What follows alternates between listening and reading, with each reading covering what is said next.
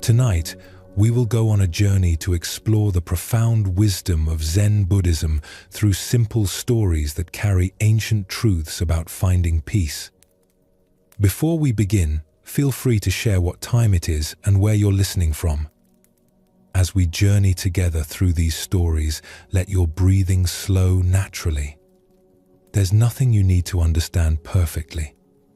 Just allow these teachings to wash over you, inviting your mind toward the deep rest it needs. These aren't complicated teachings. They're insights that speak directly to the restless mind, the worried heart, the body that can't quite settle into sleep. So relax. Take a slow, deep breath, and let's begin our journey together. There was a young man named Kai who lived in a small village at the base of the mountains. He worked in his family's shop, selling grain and supplies to travelers. His life was ordinary. He had a roof over his head, food to eat, work to do. By all measures, things were fine. But Kai couldn't sleep. Every night when he lay down, his mind would start racing. The thoughts came in waves, one after another, never stopping. He would toss and turn for hours, watching the darkness slowly turn to grey dawn, exhausted but unable to rest. Kai tried everything he could think of. He tried drinking warm milk before bed. He tried sleeping in different positions. He tried staying up late, hoping exhaustion would help. Nothing worked. The moment his head touched the pillow, his mind would begin to turn. One evening, an old traveler came through the village. The man had a peaceful quality about him that Kai noticed right away. As Kai measured out the grain, the traveler looked at him with kind eyes. "You look tired, young man. Do you sleep well?" The question caught Kai off guard. "No," he admitted. "I haven't slept well in months." The traveler smiled gently. "I used to have the same trouble. Then I realized something quite simple. I learned not to carry yesterday with me. Now there's nothing keeping me awake." This simple statement struck something in Kai. He realized he was carrying years of yesterdays, dragging them into each new night. That day, he finally decided he would leave town in search of answers. He had heard stories of wise teachers in the mountains, masters who understood peace in a way he didn't. Maybe they could show him what he was missing. He packed a simple bag with a few clothes and some food. He took his walking stick. And one morning before dawn, while his family still slept, he left the village and headed into the mountains. Kai walked for 3 days before he found the first temple. His feet were sore and his mind was still restless. The road had been long and dusty, winding through hills covered in pine trees. He had been alone with his thoughts the whole way, and those thoughts had not been kind companions. They had reminded him of things he said wrong 5 years ago. They had shown him images of all the ways tomorrow might go badly. They had asked him questions he couldn't answer. Why did you do that? What if this happens? How will you manage? The thoughts never stopped, like birds that wouldn't stop circling. As the sun began to set on the 3rd day, Kai saw a small temple tucked into the hillside. It was simple, made of weathered wood that had turned grey with age. There was a garden beside it, neat and carefully tended. Smoke rose from a chimney. Someone lived there. Kai approached slowly. He didn't want to disturb anyone, but he was tired and hungry and hoping for shelter. As he got closer, he saw an old man in the garden.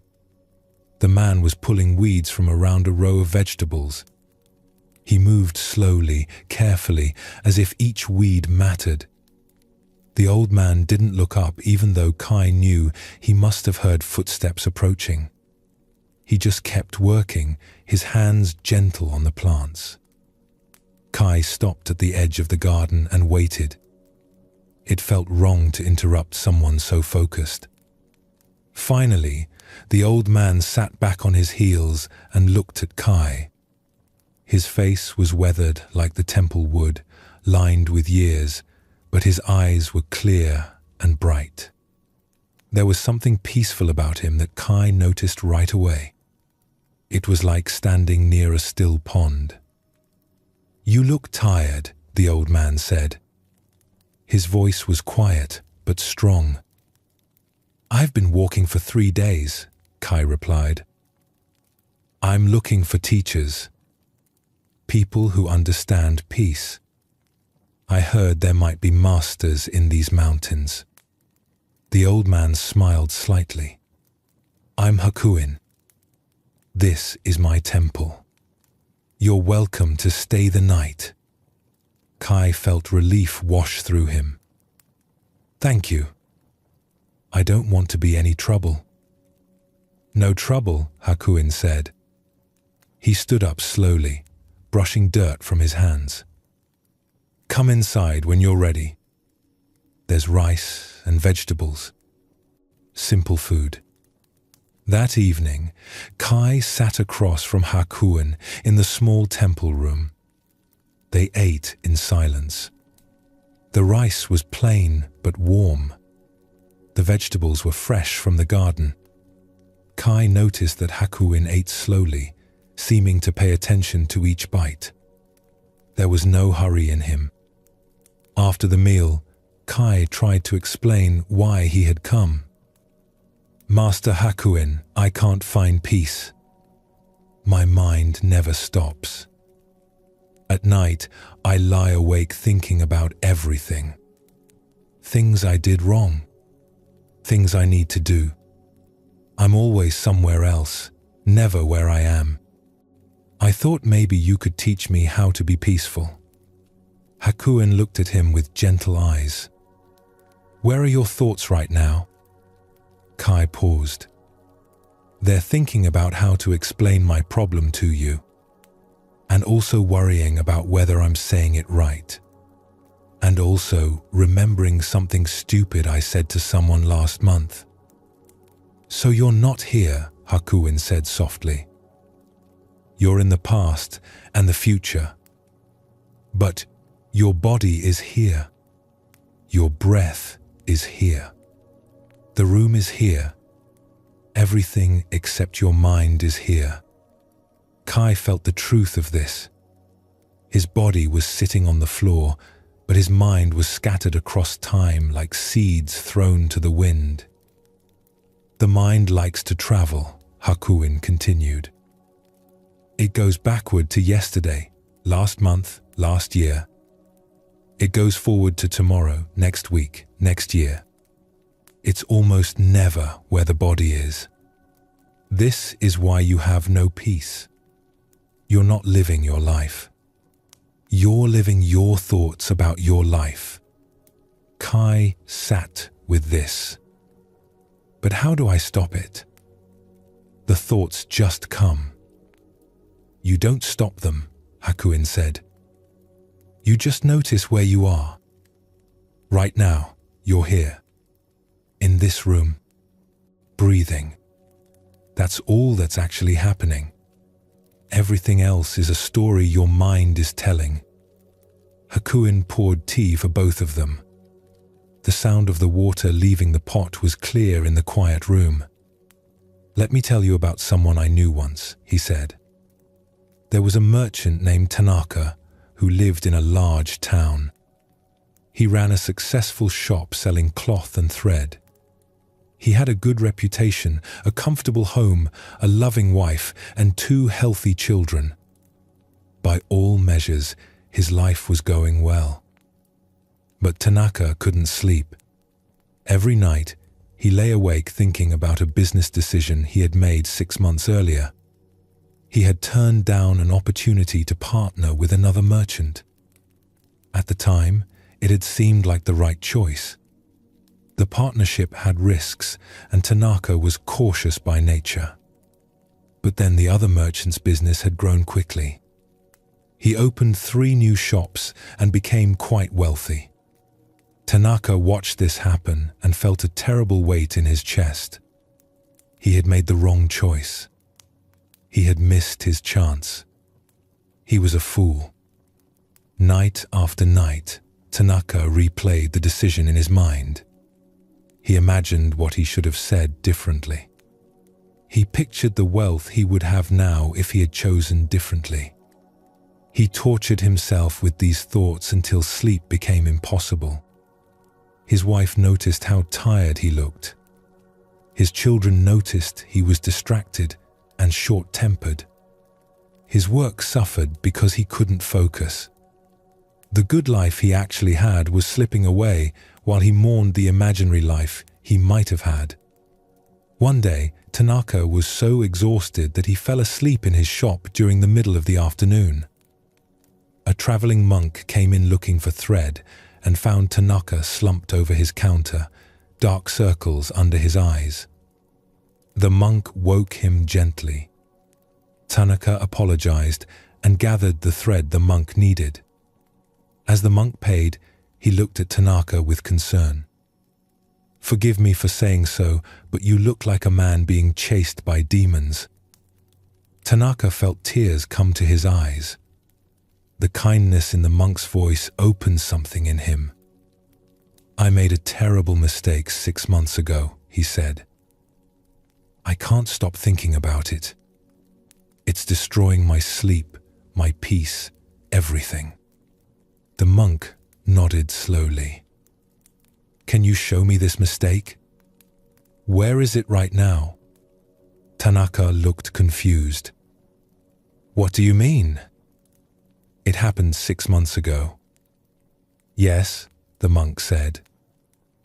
6 months ago. So where is it now?" "It's in my mind. I remember it every day." "Ah," the monk said. "So it exists in your thoughts. Not in this moment. Not in this room. Only in your memory." Tanaka started to protest. "But the consequences are real. I have less money than I could have had." The monk smiled. "Today you have the money you have. Today you have your shop, your health, your family. These are the only real things. The money you might have had exists nowhere except in imagination. Yet you're trading your real life for an imaginary one." Tanaka sat down heavily. He had never thought of it this way. The monk continued, his voice gentle. "Every moment is new. This moment right now has never existed before. The sun is setting in a way it never has before. Your breath right now is completely fresh. But you're not experiencing any of it because you're trying to live in a moment that ended 6 months ago." "But how do I stop remembering?" Tanaka asked. "The memory comes on its own." "You don't stop it from coming," the monk said. "You just don't invite it to stay. When yesterday knocks on today's door, you can acknowledge it and let it pass. You don't have to serve it tea and ask it to sit down." That night, when Tanaka lay down to sleep, the familiar thoughts came. The regret, the replaying, the what-ifs. But this time, he tried something different. Instead of fighting the thoughts or believing them completely, he noticed them the way the monk had taught him. "This is a thought about something that ended 6 months ago," he said to himself. "Right now, I'm lying in bed. I'm breathing. My wife is beside me. The room is cool. These are the only real things." The thoughts didn't disappear. They came back again and again. But each time, Tanaka gently returned his attention to what was actually happening in the present moment. His breath, the feeling of the mattress beneath him, the sound of wind outside. Slowly, gradually, he felt his body relax. His mind was still making thoughts about the past, but he wasn't climbing into those thoughts and living there. He was here, in his bed, in this moment. And in this moment, there was actually nothing wrong. For the first time in 6 months, Tanaka slept deeply. Hakuin finished his tea and looked at Kai. Tanaka came to see me a year after meeting that monk. He wanted to thank me. You were the monk? Kai asked. Hakuin smiled. I was traveling through his town. I remember him well. He looked like a different man when I saw him again. Lighter, more present. He told me the teaching about letting yesterday pass through had changed his whole life. Kai sat quietly, taking in the story. He recognized himself in Tanaka, always replaying old conversations, old mistakes, old moments he wished he could change. The past is like a visitor that comes knocking, Hakuin said. You can acknowledge it politely. You don't have to slam the door on it. But you also don't have to invite it in and let it take over your house. The next morning, Kai helped Hakuin in the garden. The work was simple. Pulling weeds, watering plants, tying up vines that were growing tall.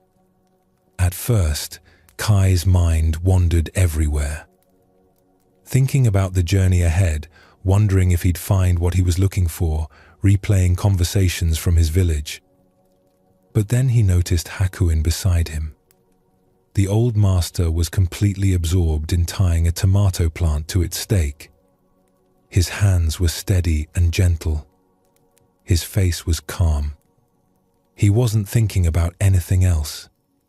He was just here, with this plant, in this moment. Kai tried to do the same. He brought his attention to the weed in his hand, the way its roots clung to the soil, the smell of earth. When his mind wandered to yesterday or tomorrow, he noticed it and came back to the garden, to the sun on his shoulders, to the feeling of dirt under his fingernails. It was hard at first. His mind kept running away. But each time he gently brought it back. And gradually, something shifted. The garden became vivid. The colors seemed brighter. The sounds clearer. He was actually here for the first time in years. After an hour of working this way, Kai felt something he hadn't felt in a long time. A kind of settling. Not exactly peace, but the beginning of it. A quietness that came from being fully present to what he was doing. That afternoon, Hakuin told Kai another story. There was once a young monk named Saro who lived at a monastery in the mountains. The monastery followed a strict schedule. Wake at dawn, meditation, breakfast, work, study, more meditation, dinner, sleep. Every day the same. Saro had been at the monastery for 3 years. He knew all the routines. He had memorized many teachings. He could sit in meditation for an hour without moving. By all external measures, he was a good student. But inside, Saro felt restless. He had heard stories about enlightenment, about moments of profound realization where everything became clear. He wanted that experience. He worked hard in his practice, always trying to reach some special state. During meditation, instead of simply sitting, Saro was constantly checking his progress. Am I getting more peaceful? Is this what enlightenment feels like? Why hasn't anything special happened yet? His meditation was full of striving and measuring. During meals, he ate while thinking about the next meditation session. During work, he thought about what teaching he would study later. He was never fully engaged with what was actually happening. One day, the monastery received a visit from a very old master named Hui. Master Hui was known for his simple, direct way of teaching. He agreed to meet with students who had questions. Saro was excited for his chance to speak with such a renowned teacher. He prepared questions in advance. Deep questions about the nature of mind, about reaching enlightenment, about advanced meditation techniques. When his turn came, Saro bowed before Master Hui and began asking his carefully prepared questions. But the old master held up a hand to stop him. "First," Master Hui said, "drink this tea." He handed Saro a cup of tea. Saro took it and started to drink while waiting for the master to answer his questions. But again, Master Hui interrupted. "No," the old master said. "Drink the tea." Saro didn't understand. "I am drinking it, master." "You're pouring tea into your mouth while your mind asks questions," Hui said. "I asked you to drink tea." Saro paused. He looked at the cup in his hands. He brought it to his lips and took a sip, this time paying attention to the actual experience. The warmth of the cup, the taste of the tea, slightly bitter, slightly sweet, the feeling of the liquid moving down his throat. He took another sip, fully present to the simple act of drinking. And something happened. For just a moment, there was no sorrow trying to reach enlightenment. There was just drinking. Just the experience itself, without someone standing apart from it, measuring it, wanting it to be different. When he finished the tea, Saro looked up at Master Hui with new eyes. The old master smiled. "All your questions were about someday. About becoming something you're not yet. About reaching some future state. But the tea was here. The drinking was here. You almost missed it completely." "I think I've been missing everything," Saro said quietly. "Yes," Hui said with compassion. "But now you notice. That's the beginning. Life is not happening in some future moment of enlightenment.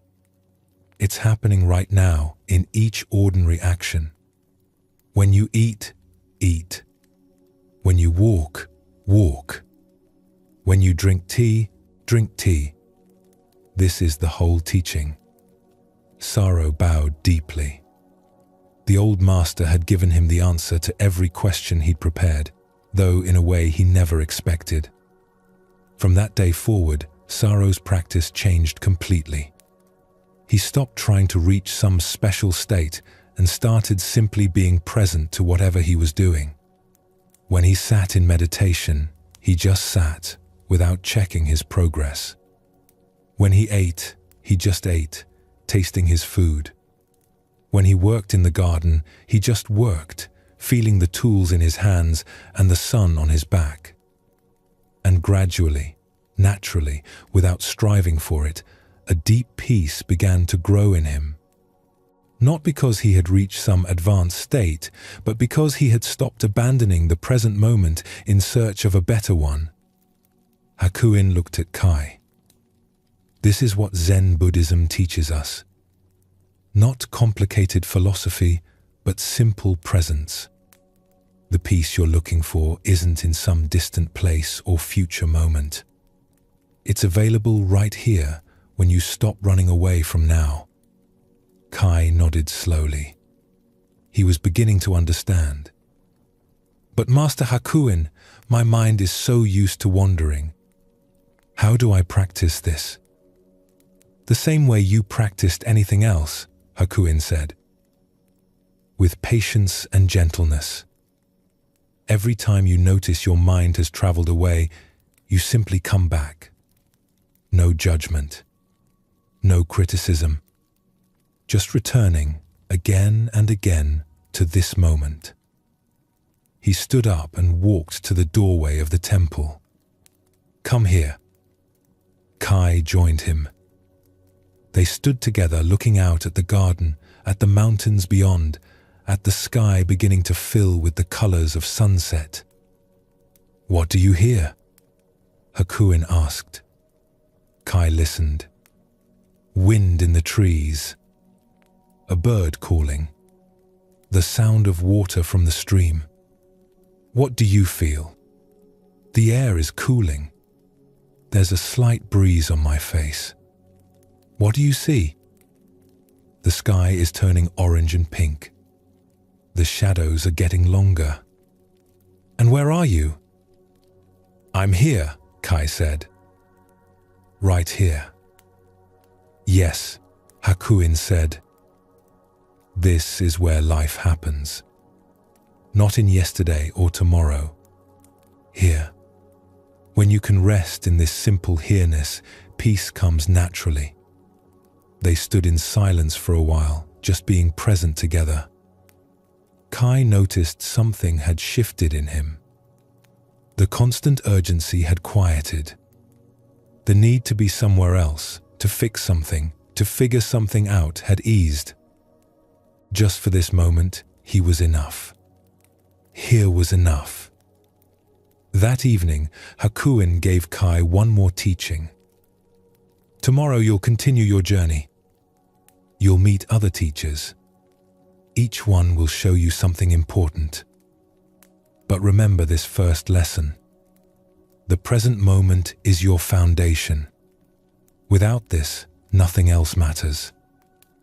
"What should I do when my mind wanders?" Kai asked. "Just notice," Hakuin said. "Notice where your thoughts have gone and gently return. Like training a puppy. You don't punish it for wandering. You just bring it back again and again with patience." Kai slept better that night than he had in months. His mind still produced thoughts about the past and future, but he didn't climb into them the way he usually did. He let them pass through like clouds passing through the sky. In the morning, before Kai left, Hakuin walked him to the edge of the temple grounds. "The next teacher you need is by the river, 2 days' walk south. Master Soen. He understands something about letting go that you need to learn." Kai bowed deeply to Hakuin. "Thank you for showing me how to be here." "You always knew," Hakuin said with a gentle smile. "I just reminded you. Now go and keep practicing presence. It's the foundation of everything in Zen Buddhism. When you're here, peace is here. They're the same thing." Kai set off down the road, his pack on his back, but something was different. He wasn't racing ahead in his mind anymore. He was walking, just walking, feeling his feet on the ground, seeing the trees on either side of the path, breathing the cool morning air. For the first time in years, he wasn't somewhere else. He was exactly where he was. And in that simple being here, there was something like peace beginning to grow. The road south from Hakuin's temple led through a valley where a wide river flowed. Kai could hear the water long before he saw it, a constant rushing sound that filled the air. After 2 days of walking, practicing presence the way Hakuin had taught him, Kai's feet brought him to the riverbank. The river was broad and moved quickly, carrying branches and leaves downstream. The water was clear enough that Kai could see smooth stones on the bottom. Willow trees grew along the banks, their long branches trailing in the current. Kai saw a figure sitting on a large flat rock near the water's edge. It was an older man, thin and grey-haired, wearing simple brown robes. He sat perfectly still, watching the river flow past. He didn't seem to be meditating exactly. He was just watching, his attention completely absorbed in the movement of the water. Kai approached quietly and waited. After a few moments, the man turned and looked at him with calm eyes. "You must be Kai," the man said. "Hakuin sent word you were coming. I'm Soen." "How did he send word?" Kai asked, surprised. "I only left his temple 2 days ago."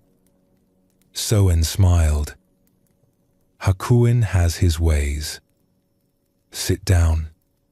Watch the river with me." Kai set down his pack and sat on the rock beside Soen. Together they watched the water flow past. Leaves floated by, sometimes catching on rocks, sometimes swirling in small eddies, but always eventually moving downstream. A branch came by, and Kai watched it travel from upstream to downstream, getting smaller and smaller until it disappeared around a bend. "Everything flows," Soen said after a long silence. "The river never holds on to anything. It lets everything pass through.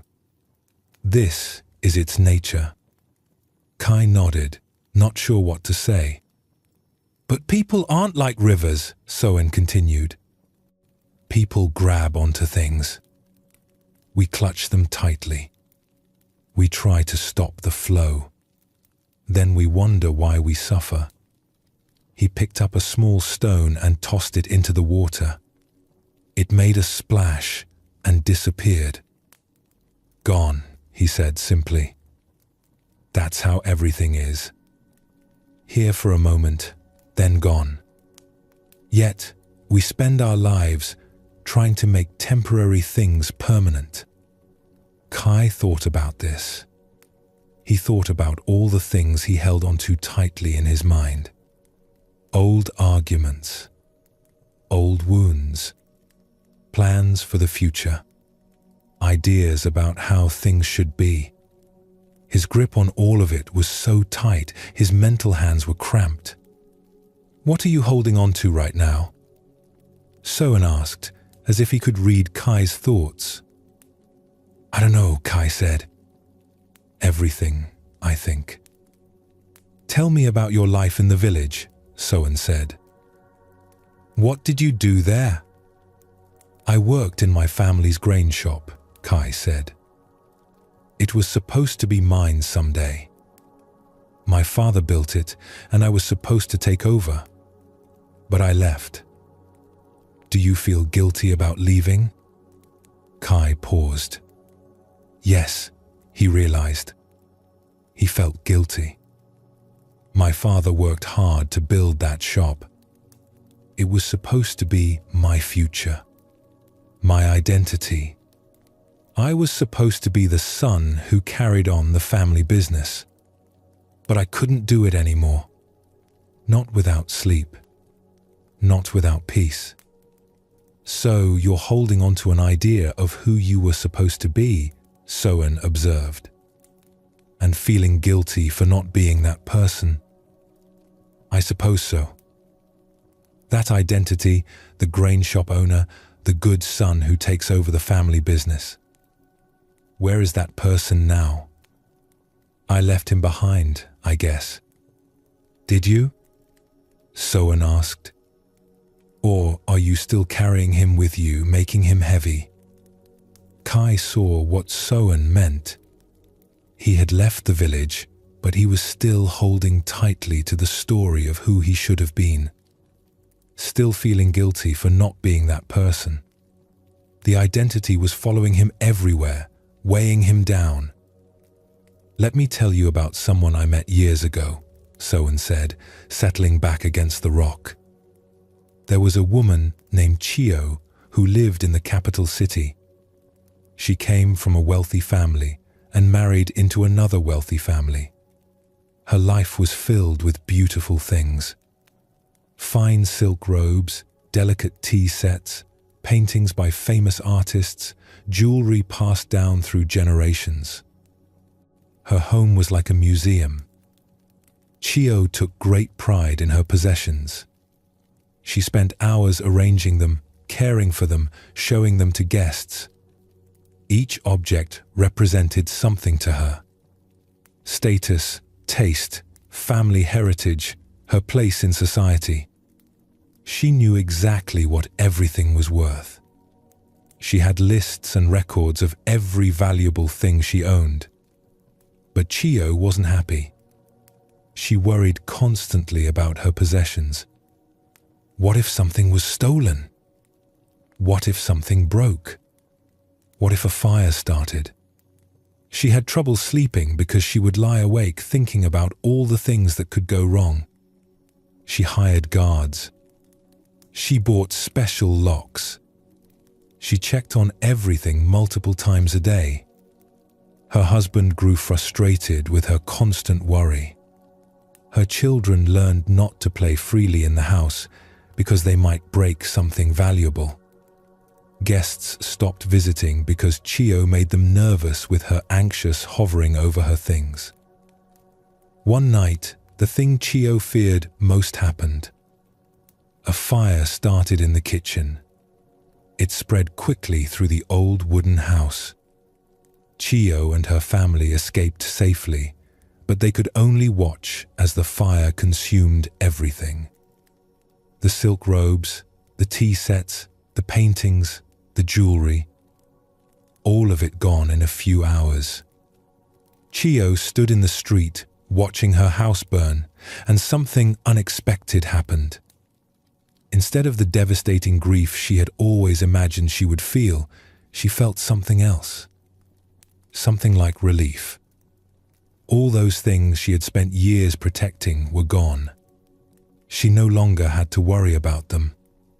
She no longer had to guard them, inventory them, fret over them. The burden she had been carrying without realizing it was finally lifted. When the fire died down and only smoking ruins remained, Chio turned to her husband and said something that surprised him. "I feel lighter than I have in 20 years. They rebuilt, of course. They had some money saved. But this time, Chio lived differently. She bought simple things, practical things. When something broke, she replaced it without much thought. When something was lost, she let it go. She no longer built her identity around her possessions. People who had known Chio before and after the fire said she seemed like a different person. The worry lines in her face smoothed out. She laughed more easily. She welcomed guests without anxiety. Her children played freely in the new house. But didn't she lose everything? One neighbor asked. How can she be happier now than before? Chio heard this question and answered it herself. I lost things, she said. But I gained freedom. I was so busy holding on to objects that I forgot to hold on to life itself. The fire took my possessions, but it gave me back my peace. Years later, someone asked Chio if she ever missed the beautiful things she had owned. Sometimes I remember them fondly, she said. The way you remember a pleasant dream. But I don't miss carrying their weight. I don't miss being their servant. Things are meant to flow through our lives, not anchor us in place. Soen looked at Kai. Chio learned what the river already knows. You can't hold water in your hands. The tighter you squeeze, the more it escapes. But if you cup your hands gently, water can rest there for a moment before flowing on. Kai watched the river, thinking about this. But we need some things, he said. We can't just let everything go. There's a difference between using things and being used by them, Soen replied. Between appreciating what you have and needing to possess it permanently. The river uses these stones to shape its course, but it doesn't try to own them. He stood up and stretched. Come, let's walk along the bank. They walked slowly beside the river, not talking for a while. Kai noticed how the water was always moving, but never gone. It flowed past, but more water always came. Nothing stayed, but the river remained. What else are you holding on to? Soen asked. Kai thought about it. I'm holding on to the idea that I need to be fixed, he admitted. That something is wrong with me because I can't sleep, because I can't stop worrying. I'm holding on to that story about myself. Ah, Soen nodded. The identity of the broken person who needs to be healed, that's a heavy one to carry. But isn't that why I'm here? To fix what's wrong with me? Is the river broken because it flows instead of standing still? Soen asked. Is the wind broken because it moves instead of being solid? You're not broken, Kai. You're just holding too tightly to things that want to flow. They came to a place where the river widened into a calm pool before continuing downstream. The water here was so still and clear that it reflected the sky perfectly. Trees growing on the bank were mirrored in the surface. Sit here, Soen said, settling down on the grass. Let me tell you about a student I had once. His name was Jiro, and he came to study meditation with me about 10 years ago. Jiro was dedicated and sincere. He practiced every day with real commitment. And one day during meditation, he had an extraordinary experience. He described it as a feeling of complete peace and unity with everything. The boundary between himself and the world dissolved. Time seemed to stop. He felt connected to all things, wrapped in a profound silence that was also somehow alive and vibrant. It lasted perhaps 10 minutes, and when it ended, Jiro felt like he had touched something sacred. Naturally, Jiro wanted to experience it again. The next day, he sat in meditation with that intention. He tried to recreate the conditions that had led to the experience. He sat in the same place, at the same time, in the same posture. He tried to remember what he had been thinking just before the experience happened. But the experience didn't come back. Jiro tried again the next day. And the next. Days became weeks. He became frustrated. Then desperate. Then angry. His meditation, which had once been peaceful and natural, became tense and forced. He was straining, pushing, trying to make something happen. He came to me upset. Master Soen, I had such a beautiful experience, and now it's gone. How do I get it back? Why do you need it back? I asked him. Because it was wonderful. It was what I've been seeking. It was the answer. The answer to what? Jiro paused. He realized he didn't actually know. The answer to everything, I suppose. It felt like truth. Like real peace. I nodded. And now? Now I feel worse than before. Because I know what's possible, but I can't reach it. I took him outside to this very pool. We sat right here, in fact. I asked him to watch the surface of the water. It was calm that day, perfectly reflecting the sky and trees. Very beautiful. Then I picked up a stone and tossed it into the center of the pool. The reflection shattered into ripples. Circles spread out across the water, disrupting the perfect mirror.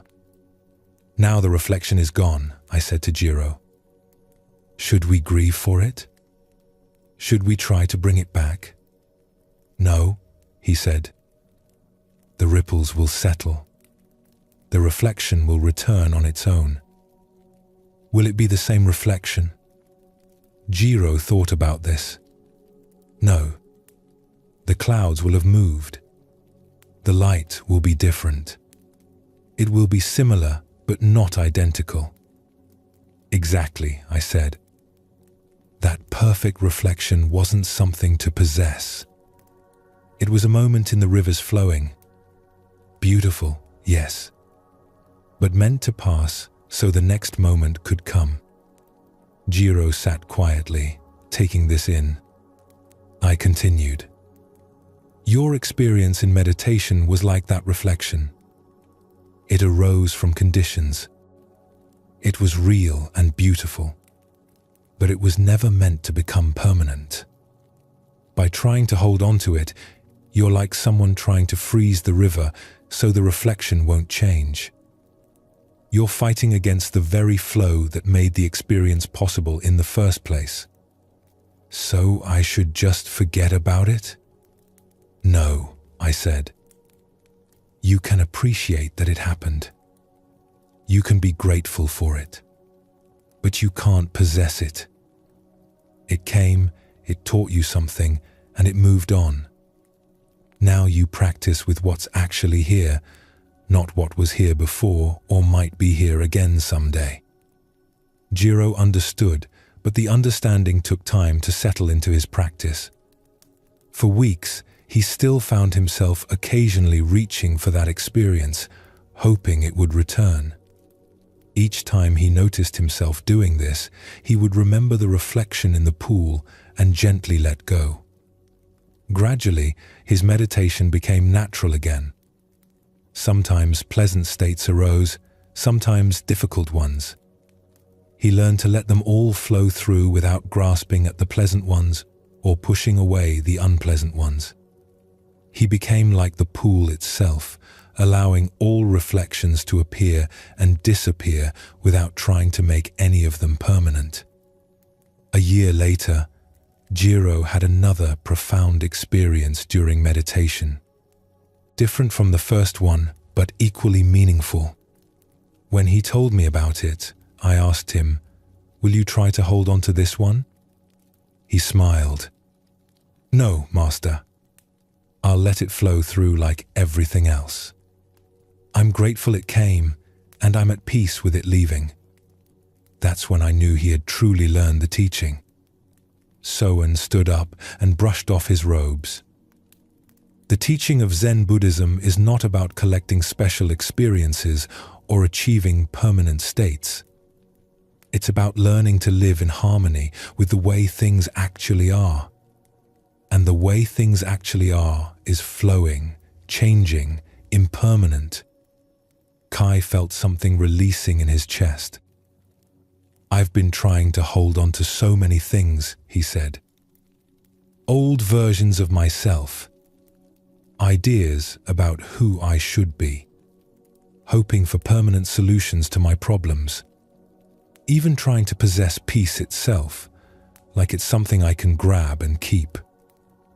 "Yes," Soen said gently. "And that grasping is exhausting. It's one of the main reasons you can't sleep. Your hands are so full of things you're trying to hold that you can't relax." "How do I practice letting go?" Kai asked. Soen pointed to the river. "Watch. The water doesn't practice letting go. It simply doesn't hold on in the first place. But for humans, it's different. We have to notice our grip first, then consciously relax it. Again and again." He picked up a handful of small pebbles and gave them to Kai.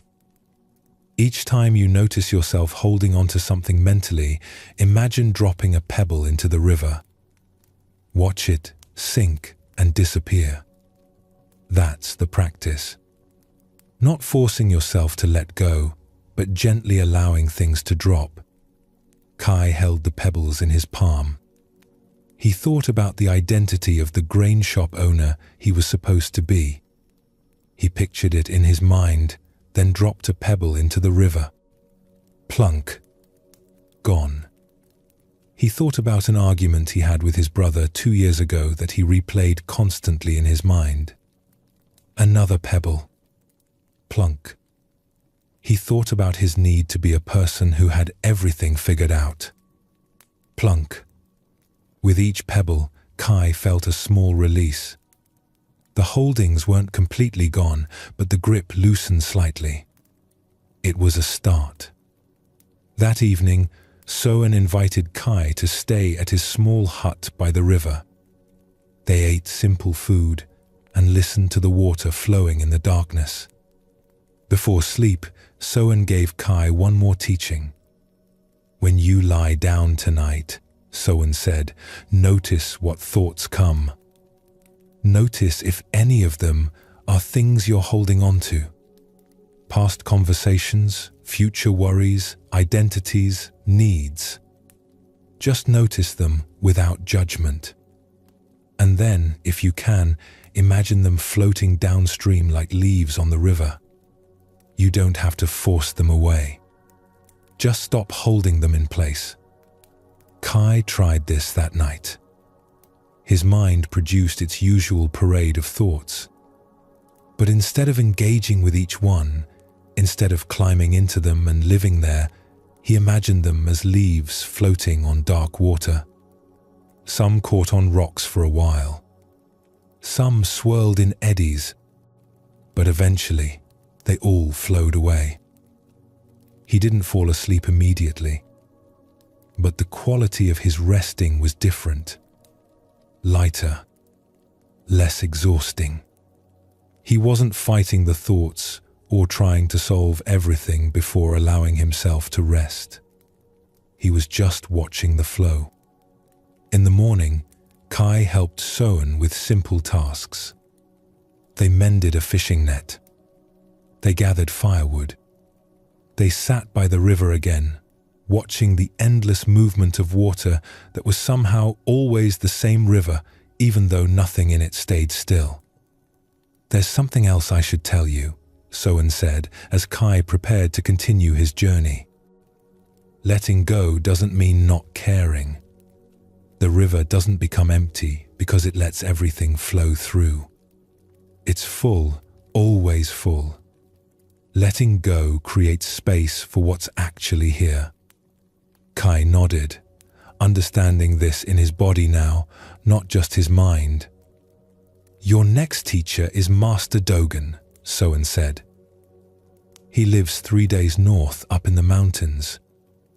He understands something about emptiness that will help you. But don't expect him to teach the way Hakuin and I have taught. Dogen shows truth through silence and simplicity. Thank you, Kai said, bowing deeply to Soen. Thank you for showing me the river's wisdom. The river showed you, Soen replied with a smile. I just sat here and watched it with you. This is the way of Zen Buddhism. The teachings are all around us, in flowing water and falling leaves and changing seasons. We just need to pay attention. Kai shouldered his pack and set off north toward the mountains. As he walked, he practiced what he had learned. When thoughts came, he imagined them floating downstream. When he noticed himself gripping tightly to some idea or identity, he consciously relaxed his mental hands. The practice wasn't perfect. Sometimes he forgot and got caught up in thoughts again. Sometimes he found himself clutching at things even after deciding to let them go.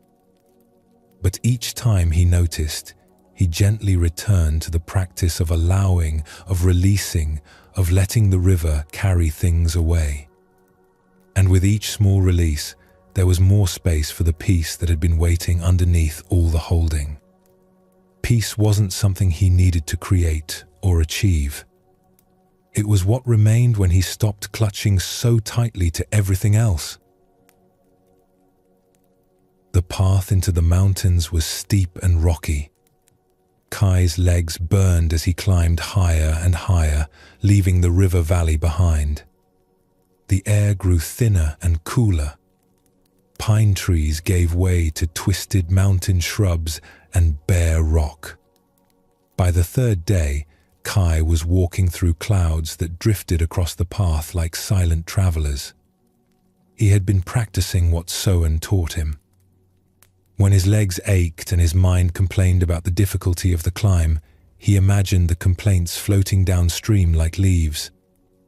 When worries about whether he would find Master Dogen's hermitage arose, he let them flow past.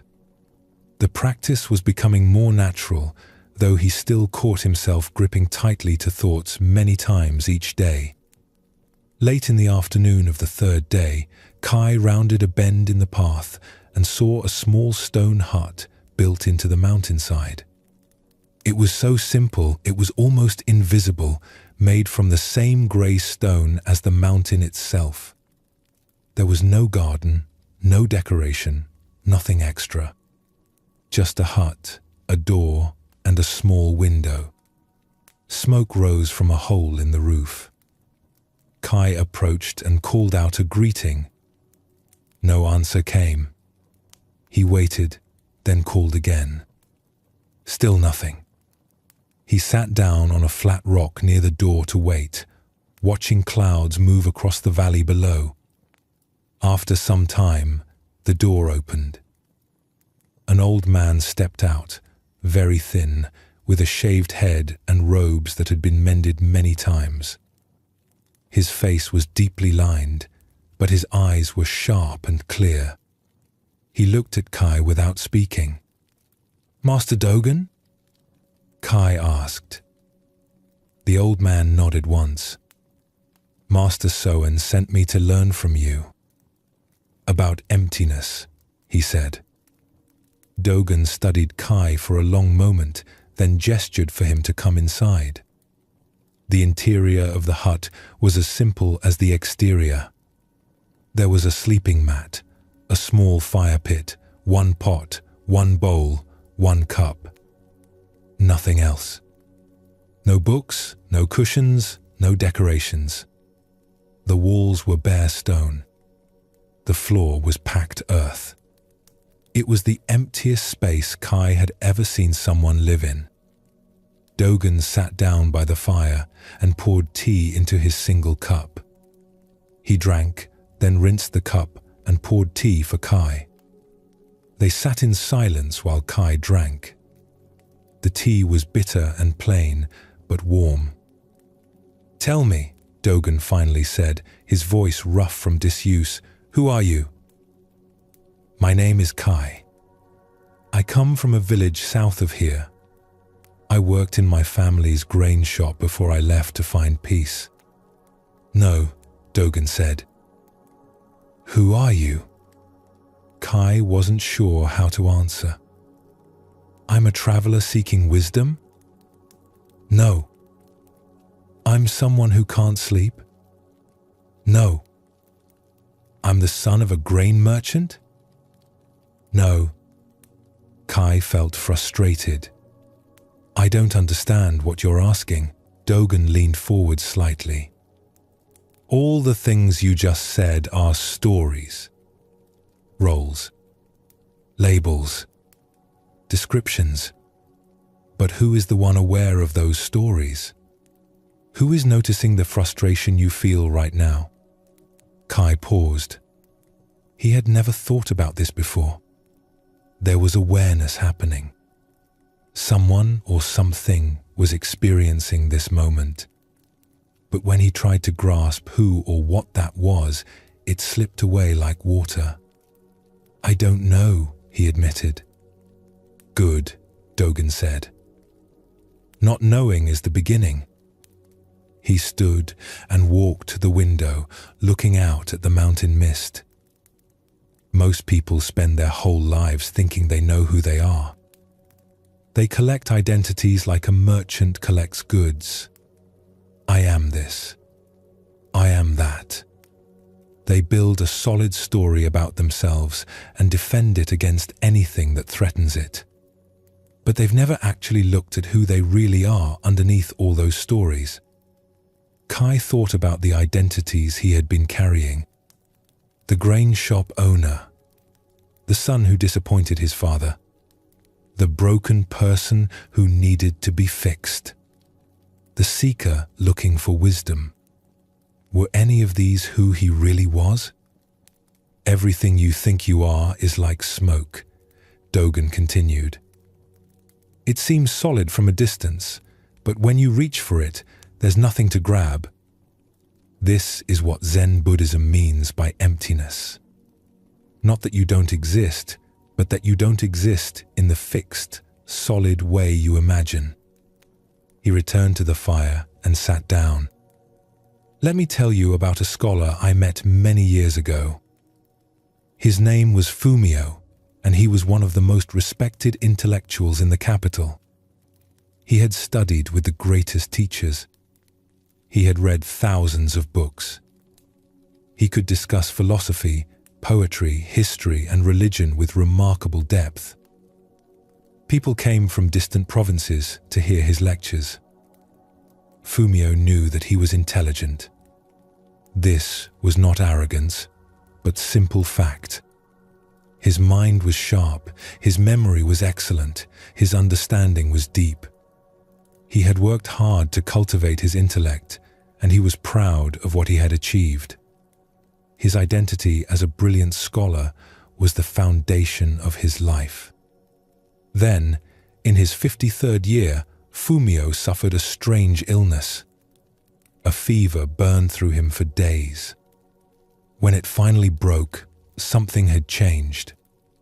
His memory was damaged.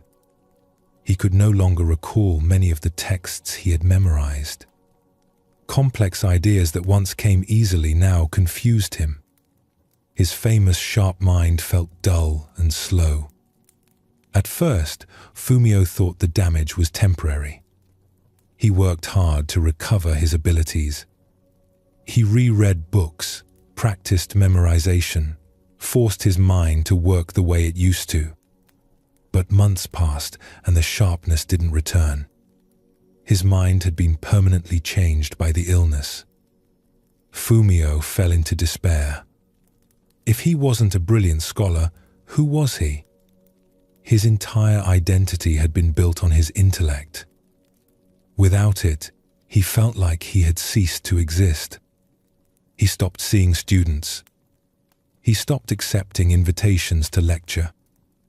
He withdrew from society and spent his days in bitter grief for the person he used to be. His wife became worried about him.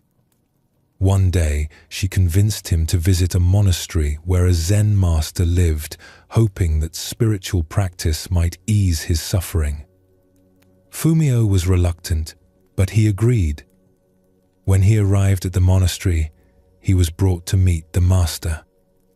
It was me, though I was younger then, newly established in this mountain hermitage. Fumio sat before me and poured out his story. He spoke about who he had been, what he had lost, how empty his life felt now. He wept as he talked, something he had never done before in front of anyone. When he finished, I asked him a simple question. This brilliant mind you lost, who was it that possessed that mind? Fumio looked confused. I did. It was my mind. And this slower mind you have now, who possesses this one? I do. So you remain, even though the mind has changed? Fumio paused. I suppose so. But I'm not the same person. Aren't you? Are you not still the one who sees, hears, feels? Are you not still the awareness that notices thoughts, whether those thoughts are brilliant or ordinary? Fumio had never considered this. He had been so identified with his mind's contents that he had never noticed the awareness that contained those contents. I continued. You built your entire identity on something that was always changing and temporary. Your sharp mind was not who you were. It was something you had for a time. Like a cloud formation that drifts across the sky and then changes shape. The sky remains unchanged, but you thought you were the cloud. Then who am I? Fumio asked. That question is the gateway, I told him. Not the answer to the question, but the question itself. When you ask, who am I? With genuine curiosity, without trying to grab onto any answer, you begin to discover what you really are. Fumio stayed at the monastery for 3 months. Each day he sat in meditation with that question. Who am I? Not trying to answer it intellectually, but letting the question work on him, dissolve his assumptions, open space in his understanding. Gradually, something shifted. Fumio began to notice that there was an awareness present that had nothing to do with being smart or not smart. This awareness was here before his brilliant mind developed. It was here after his mind changed. It would be here regardless of what happened to his body or thoughts. This awareness didn't need intelligence to exist. It didn't need achievement or recognition. It simply was, steady and unchanging beneath all the coming and going of mental states and life circumstances. One morning during meditation, Fumio suddenly laughed out loud. Other monks looked at him in surprise, but he couldn't stop laughing. He had spent 53 years defending and polishing an identity that had never really existed. He had built an entire life around protecting something as insubstantial as morning mist. And now that it was gone, he saw that nothing essential had been lost at all. When I spoke with him afterward, Fumio said something I never forgot. I grieved for months over losing my brilliant mind. But I never had it in the first place. It was just a temporary condition like weather. I mistook the weather for the sky itself. After that, Fumio returned home, but he was a completely different person. He still taught occasionally, sharing what understanding he had, whether brilliant or ordinary. But he was no longer attached to being seen as intelligent. He had discovered something more fundamental than any mental ability. His students noticed that his teaching had actually become more effective. Before, he had impressed people with his intellect.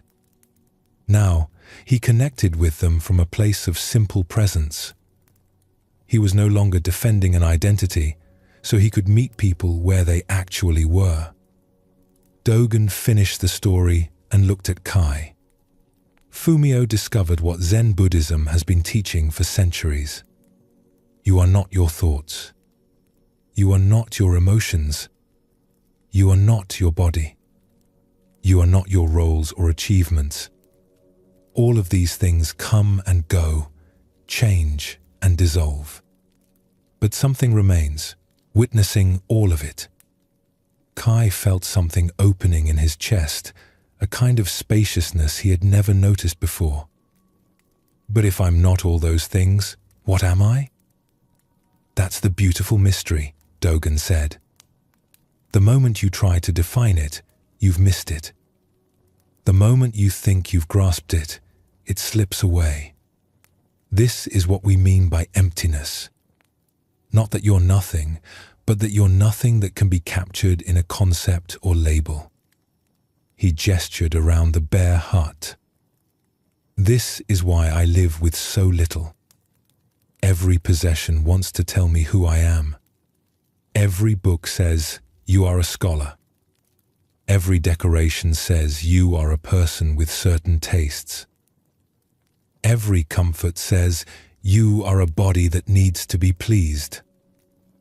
I emptied my life so I could discover what remains when all the definitions are stripped away. And what remains? Kai asked. Dogen smiled, a rare expression on his austere face. You tell me. Look right now. Not at your thoughts about this moment, but at the awareness that's noticing those thoughts. What is that? Kai looked inward, or tried to. He noticed thoughts arising. He noticed sensations in his body. He noticed feelings moving through him. But when he tried to find the one doing the noticing, there was nothing solid to grab onto. Just a kind of open awareness, spacious and clear, that seemed to have no boundary or center. It's like trying to see my own eyes, Kai said. Yes, Dogen nodded. The awareness you're looking for is what's doing the looking. You can't see it because you are it. Or more accurately, it's not a separate thing at all. It's the space in which everything appears. They sat in silence for a while. The fire crackled. Wind moved around the stone walls of the hut. Clouds passed by the window. And through it all, there was this open awareness, witnessing everything without being changed by any of it. Let me tell you one more story, Dogen said, about a student who came to me seeking the same thing you're seeking. Her name was Akiko, and she arrived at this hermitage 5 years ago. She was in terrible distress. Her husband had died suddenly, and she felt like she had lost herself along with him. For 20 years, she had been someone's wife. That role had defined her daily life, her sense of purpose, her identity. Without it, she didn't know who she was anymore. Akiko wept when she told me this. I was always Kenzo's wife. I took care of him, managed the household, represented our family. That was who I was. Now he's gone, and I'm no one.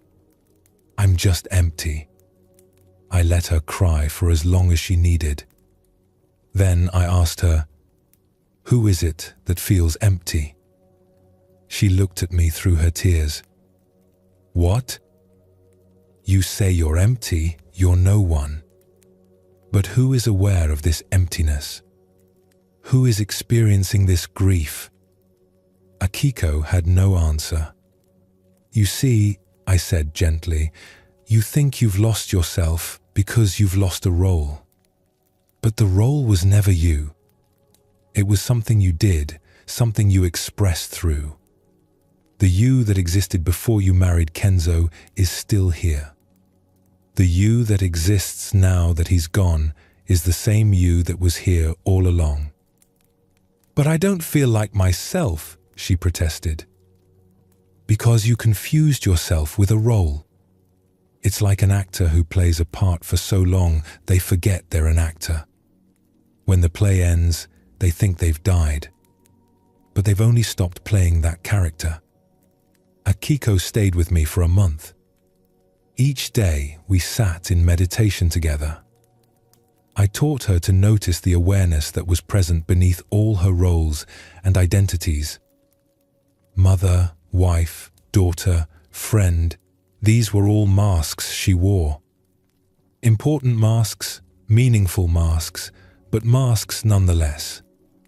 Underneath them all was something that had no name, no role, no fixed identity. This was frightening for Akiko at first. She had spent her whole life building and maintaining identities. The idea of existing without them felt like dissolving into nothing. But gradually, she began to understand that this emptiness wasn't a lack. It was freedom. One morning, Akiko came to me with a calm face. I understand now, she said. I'm not empty because I lost Kenzo. I'm empty because I always was empty. Empty of any fixed, permanent self. And this emptiness is not sad. It's spacious. It's free. Yes, I said. In Zen Buddhism, we call this emptiness. not empty like a container with nothing in it, but empty like the sky. The sky is empty of objects, but it's not nothing. It's the space in which all things appear. Birds fly through it, clouds drift across it, storms move through it. But the sky itself remains unchanged, empty and full at the same time. Akiko nodded slowly.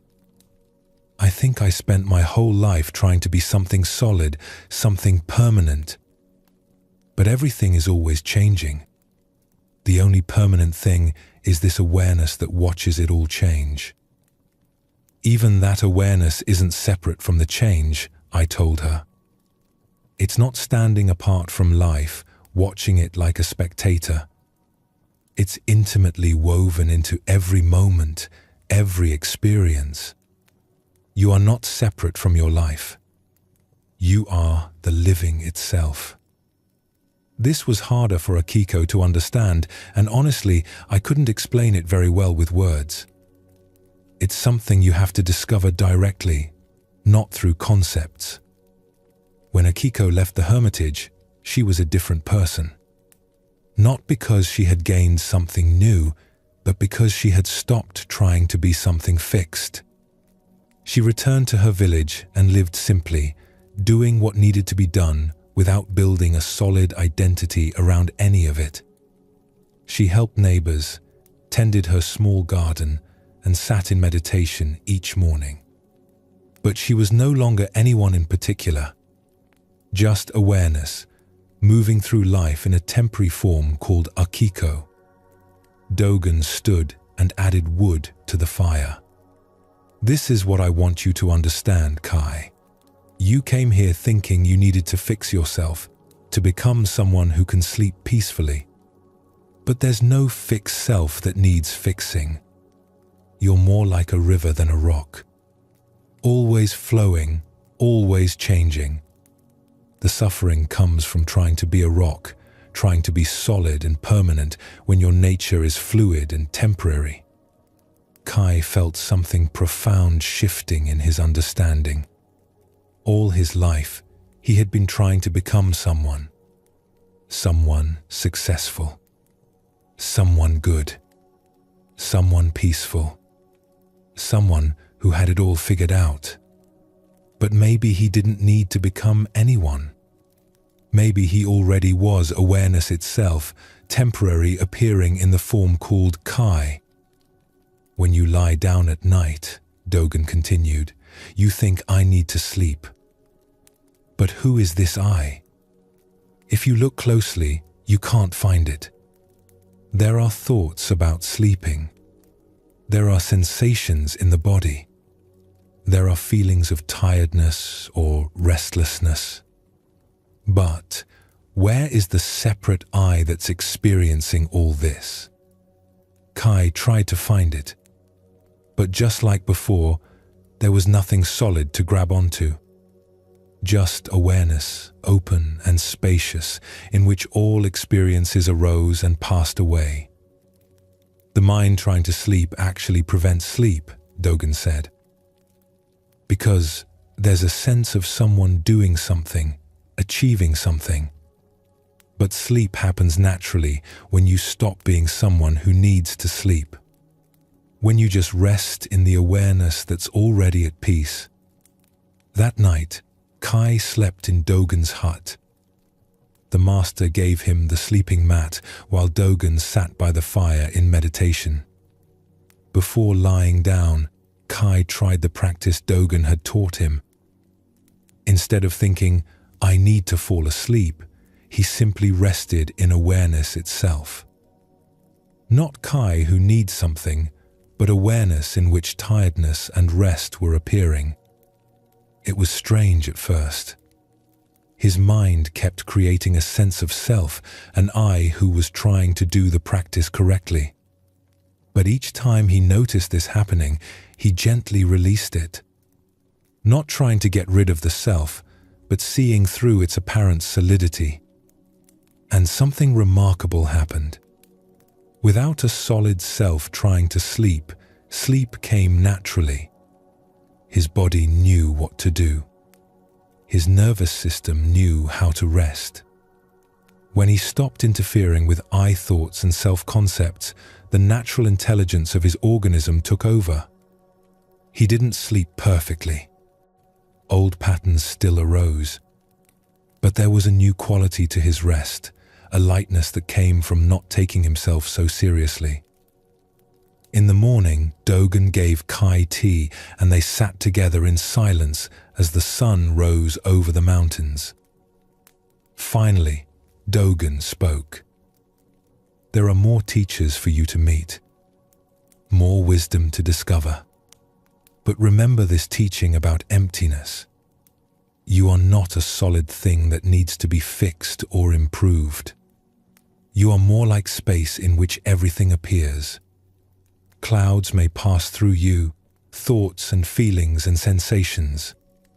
But you are the space, not the clouds. Where should I go next? Kai asked. Down from the mountains, Dogen said. Back to where people live and work. Master Bankei has a temple in a busy market town 3 days east. He will show you something about accepting what is, even in the midst of chaos and difficulty. Soen taught you to let things flow. I've shown you that there's no solid self to hold on to them anyway. Bankei will teach you how to be at peace even when life is messy and imperfect. Kai bowed deeply to Dogen. Thank you for showing me emptiness. I showed you nothing, Dogen replied with a hint of a smile. I just pointed at what was always here. This is the way of Zen Buddhism. We don't give you something new. We help you see what you've been overlooking. As Kai descended from the mountains, he practiced resting in the awareness Dogen had pointed to. Not Kai walking down a path, but awareness in which walking was happening. Not Kai having thoughts, but awareness in which thoughts were appearing and disappearing like clouds. The practice kept slipping. His mind kept creating a sense of solid self. But each time he noticed, he smiled at the magic trick his mind was performing. Creating something out of nothing, then believing it was real. And in the noticing, there was a lightness, a freedom from taking himself so seriously. He was no one in particular, going nowhere special, just walking down a mountain path on a cool morning. And in that no-oneness, there was a peace more stable than any identity could provide. The walk west from the market town took Kai through gentle countryside. Rice fields stretched out on either side of the road, bright green and peaceful. Farmers worked in the distance, tiny figures against the landscape. The day was warm, and Kai found himself walking slowly, noticing details he might have missed before. A butterfly landing on a flower. The sound of water moving through irrigation channels. The way clouds changed shape as they drifted across the sky. He was practicing what he had learned. Being present like Hakuin taught. Letting thoughts flow through like Soen's river. Resting in awareness as Dogen showed him. Accepting what is as Bankei demonstrated. The teachings were starting to weave together, each one supporting the others. But Kai also noticed something else. Even as he practiced these teachings, a harsh voice in his mind kept commenting, "You're not doing it right. You just got distracted. You're walking too slowly. You should understand this better by now." The voice was constant, critical, never satisfied. He had carried this voice his whole life, so familiar he barely noticed it most of the time. But now, after learning to be more aware, he heard it clearly. And he realized how cruel it was. He would never speak to another person the way he spoke to himself. By late afternoon, Kai reached the temple Bankei had described. It was smaller than the others, set in a grove of bamboo that whispered in the breeze. The temple looked well loved, with flowers growing in neat beds and a small vegetable garden on one side. An older man was working in the garden, gently tying up tomato plants. He had a kind face, deeply lined with years, and he moved with careful attention to each plant. When he saw Kai approaching, he stood up and smiled warmly. "You must be Kai. Welcome. I'm Ijo." His voice was soft and gentle. "You look tired from your journey. Come, sit in the shade and have some tea." Eho led Kai to a bench under the bamboo and brought out tea and rice cakes. They sat quietly for a while, just resting together. Kai noticed that being near Ijo felt comfortable, like sitting with an old friend who accepted you completely. "Bankei sent word that you've been learning well," Ijo said. "But he also mentioned you might be a bit hard on yourself." Kai felt embarrassed. "I suppose I am. I keep noticing all the ways I'm not getting it right. How my mind still wanders. How I still feel anxious sometimes. I've been learning from these great teachers, but I still feel like I'm failing." Ijo nodded with understanding. "Tell me, if a friend came to you and said they were trying to learn something difficult and they were struggling with it, what would you say to them?" "I would tell them it's okay to struggle," Kai said. "That learning takes time. That mistakes are part of the process." "And what do you say to yourself when you struggle?" Kai paused. "I tell myself I should be better by now. That I'm not trying hard enough.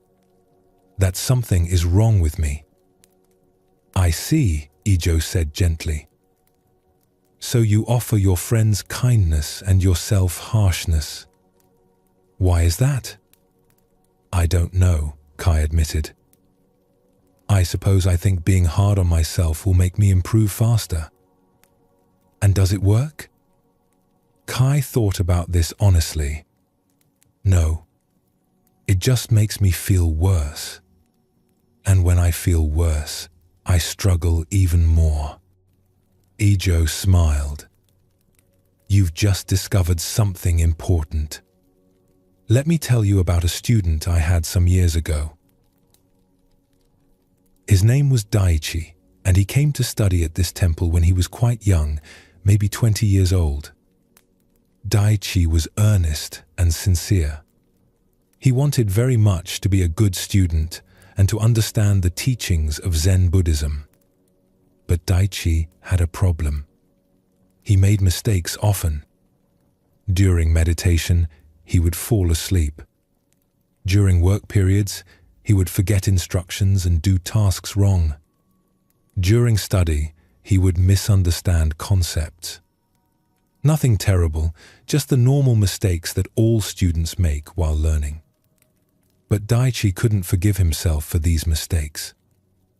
Every time he made an error, he would criticize himself harshly. "You're so stupid. Why can't you get this right? Everyone else understands better than you. You're wasting the master's time." The other students actually made just as many mistakes as Daichi, but they were gentler with themselves. They would laugh at their errors, try again, and move on. But Daichi would dwell on each mistake for days, replaying it, feeling ashamed, convincing himself he was a failure. This harsh self-criticism was making Daichi miserable. It was also making him a worse student. Because he was so afraid of making mistakes, he became tense and anxious.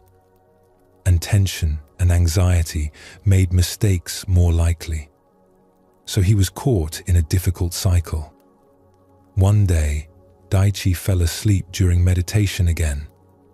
When the session ended, he was so ashamed that he went to hide in the garden behind the temple. He sat there criticizing himself, feeling terrible. I found him there and sat down beside him. "Difficult meditation?" I asked. "I fell asleep again," Daichi said miserably. "I'm such a bad student. I can't do anything right." "Tell me," I said, "if one of the other students fell asleep during meditation, what would you think of them?" "I would think it's okay," Daichi said. "Everyone gets tired sometimes." "But when you fall asleep, you think you're a bad student?" "Yes." "So the same action means different things depending on who does it?" Daichi looked confused. "I suppose so." I picked a small flower that was growing nearby. "Look at this flower. It's a bit wilted. One petal is torn. It's not perfect. Is it a bad flower?" "No, it's just a flower." "But if you were a flower with a torn petal, would you be a bad flower?" Daichi started to understand what I was showing him. "That doesn't make sense when you put it that way." "No, it doesn't," I agreed. "But this is what you do. You have one standard for everyone else and a much harsher standard for yourself. You see others with compassion, but you see yourself only with judgment." I handed him the flower. "This flower doesn't criticize itself for having a torn petal. It just continues being a flower, growing as best it can. You could learn from it." Over the following weeks, I gave Daichi a practice. Every time he noticed the harsh, critical voice in his mind, he was to ask himself, would I say this to a friend I cared about? If the answer was no, he was to try saying something kinder instead. This was harder than it sounds. Daichi's habit of self-criticism was deeply ingrained. The harsh voice would arise automatically, and he had to actively choose to respond differently. But gradually, something began to change. When he fell asleep in meditation, instead of thinking, "You're so stupid," he would catch himself and think, "I'm tired today. That's okay. I'll try to sleep better tonight."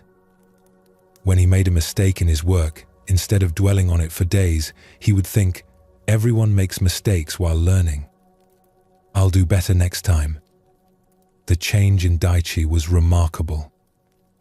As he became gentler with himself, he became more relaxed. And being more relaxed, he actually made fewer mistakes. His meditation improved. His work improved. His understanding of the teachings deepened. But more than that, he became happier. The constant background noise of self-criticism had been exhausting him, draining his energy and joy. When he learned to speak to himself with kindness, it was like putting down a heavy burden he didn't know he was carrying. One day, about 6 months after our conversation in the garden, Daichi came to me with a bright face. "Master Ijo," he said, "I just realized something. All this time I thought being harsh with myself was helping me improve. But actually, it was holding me back. Now that I'm kinder to myself, I'm learning faster and enjoying the practice more." "Yes," I said, pleased by his discovery. Harshness creates fear and tension. Kindness creates safety and openness. Which do you think is better soil for growth? Daichi stayed at the temple for several more years, and he became one of my finest students. Not because he was perfect or never made mistakes, but because he had learned to meet himself with the same compassion he naturally felt for others. When he eventually left to teach on his own, students were drawn to his gentle presence. They felt safe making mistakes around him because he never judged them harshly. What they didn't know was that he had learned this gentleness first by practicing it on himself. Ijo finished his tea and looked at Kai. "This is what I want to teach you. You've learned so much already about presence and letting go and acceptance. But without self-compassion, these teachings can become just another way to be hard on yourself. I should be more present. I should let go better. I should accept things more fully." More shoulds that turn into weapons. Kai recognized this immediately. He had been doing exactly that, using the teachings as new reasons to criticize himself. In Zen Buddhism, Ejo continued, we talk a lot about letting go of the ego, not taking yourself so seriously. But some people misunderstand this. They think it means being harsh with yourself, treating yourself without care. But that's not it at all. You can hold yourself lightly without holding yourself harshly. He stood up and gestured for Kai to walk with him through the bamboo grove. The tall stalks swayed gently around them, creating patterns of light and shadow. "Let me tell you about someone else who learned this teaching," Ijo said. "There was a woman named Hana who lived in a village not far from here. She was known for being very kind to others. She helped neighbors when they were sick, gave food to those who had little, and always had a gentle word for people who were struggling. Everyone in the village thought of Hana as one of the kindest people they knew. But Hana had a secret. While she was gentle with everyone else, she was merciless with herself. She would lie awake at night thinking about all the ways she had failed during the day. She hadn't helped enough. She hadn't been kind enough. She had said something awkward to a neighbor and spent hours worrying about it. When Hana got sick with a mild fever, she felt guilty for resting. People need my help, she thought. I'm being lazy. When she forgot to bring food to an elderly neighbor one day, she couldn't forgive herself. What kind of person forgets? I'm so selfish. This constant self-criticism was exhausting her, but she didn't know how to stop. She thought this was just how she was supposed to be. High standards. Always improving. Never satisfied. One day, Hana was helping a young mother in the village. The mother had burned the rice while cooking, and she was near tears. I'm such a terrible mother, the young woman said. I can't even cook rice properly. Hana immediately comforted her. Everyone burns rice sometimes. It's just rice. You're a wonderful mother. Don't be so hard on yourself. As she said these words, something struck Hana. She would never speak to this young mother the way she spoke to herself. When others made small mistakes, she saw them as human and forgivable. But when she made the same mistakes, she saw them as evidence of deep personal failure. This realization troubled Hana so much that she came to this temple to speak with me. She told me about her harsh inner voice and asked if there was something wrong with her for being so critical. There's nothing wrong with you, I told her. You've simply learned to treat yourself like an enemy rather than a friend. This is common, but it's also something you can change. How? She asked. I gave her a simple practice. For the next week, every time you speak to yourself in your mind, imagine you're speaking to a dear friend. Would you say those words to someone you love? If not, try saying something different. Hana tried this practice, and it was eye-opening for her. She quickly realized how often she spoke to herself in ways she would never speak to anyone else. You're so stupid. You always mess things up. No one really likes you. She would never say such things to a friend, but she said them to herself constantly. At first, trying to speak differently felt fake. "I'm just lying to myself," she thought. But I encouraged her to continue. "It's not lying," I told her. "When you're harsh with yourself, you're not being truthful. You're being unfair. When you speak kindly to yourself, you're actually being more honest. You're seeing yourself the way you really are, a human being doing her best, not the monster your critical voice makes you out to be." Gradually, Hannah learned to catch the harsh words before they took root. When she made a small mistake, instead of calling herself stupid, she would think, "I'm learning." When she forgot something, instead of seeing it as proof of deep character flaws, she would think, "I'm human, and humans forget things sometimes." The change in Hannah's life was profound. She still helped her neighbors and was still kind to others. But now, she had energy left over for herself. She wasn't exhausted by the constant battle with her own mind. She found she could actually rest at night instead of lying awake in self-criticism. One day, several months after starting this practice, Hannah told me something interesting. "I thought being kind to myself would make me lazy or selfish. But actually, I'm a better helper now. When I'm not exhausted from fighting myself, I have more to give others." "Yes," I said. "Compassion isn't a limited resource. The more you have for yourself, the more you have for others. When you treat yourself like an enemy, it drains everyone around you. When you treat yourself like a friend, it nourishes everyone." Ijo and Kai had reached a small clearing in the bamboo grove where someone had placed a bench. They sat down together, listening to the gentle rustling of the bamboo in the breeze.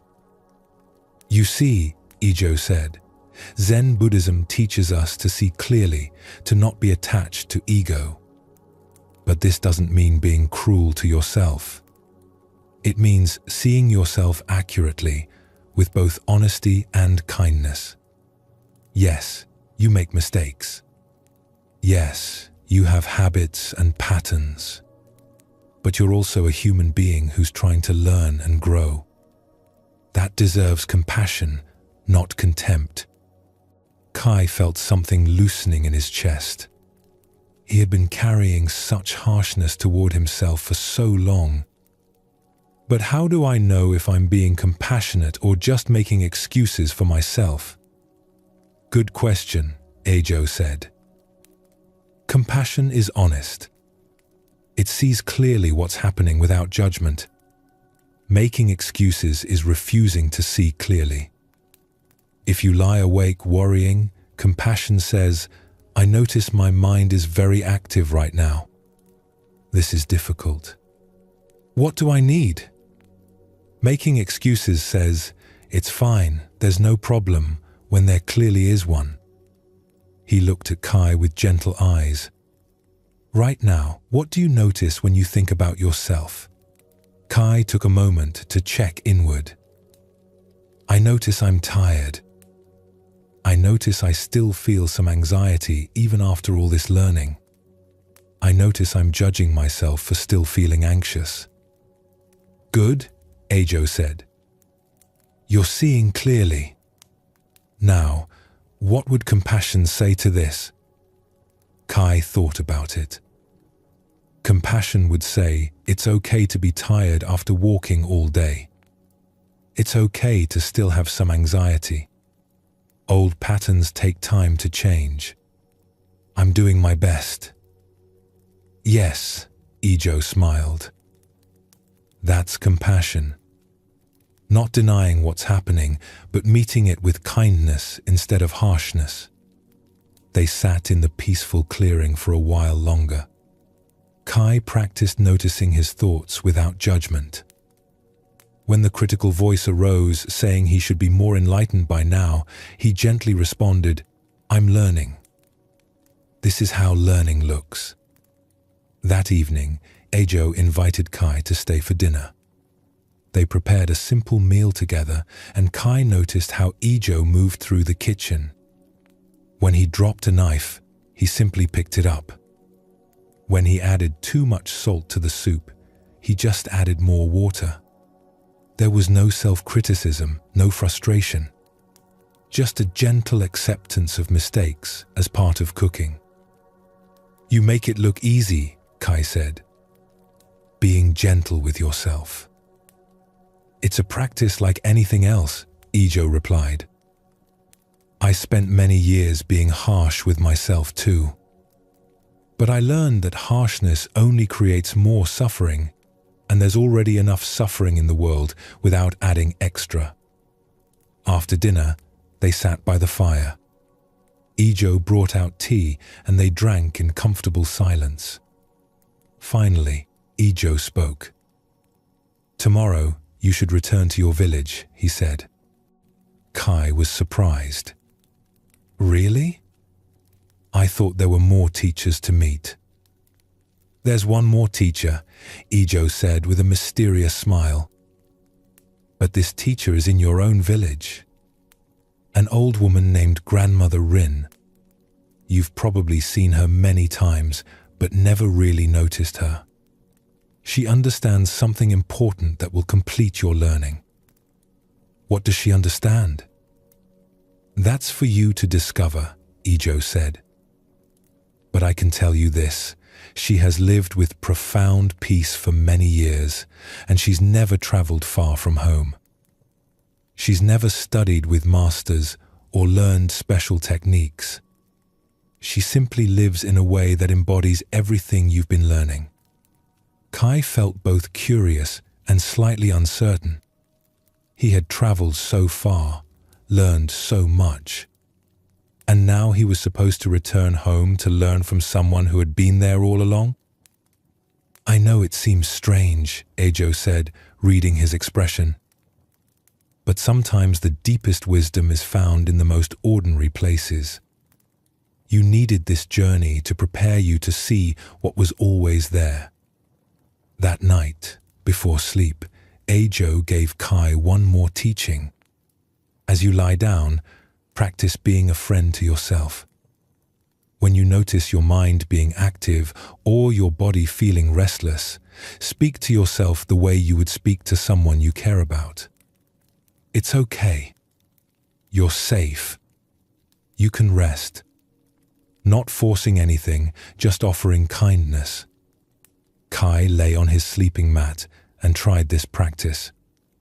When anxiety arose, instead of thinking, "I shouldn't feel this way," he thought, "I notice some anxiety.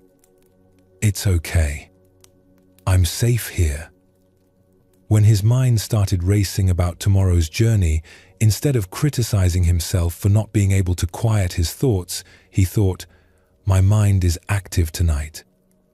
That's all right. I don't have to fight it."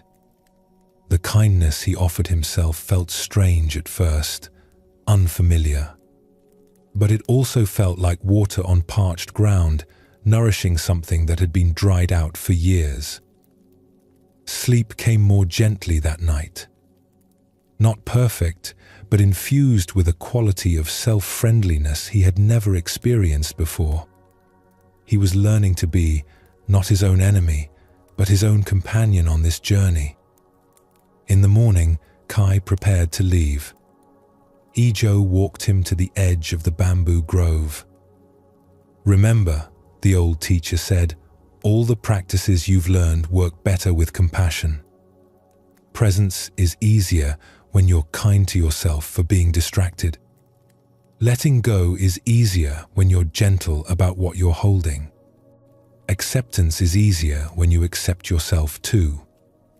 "Thank you, Master Ajo," Kai said, bowing deeply.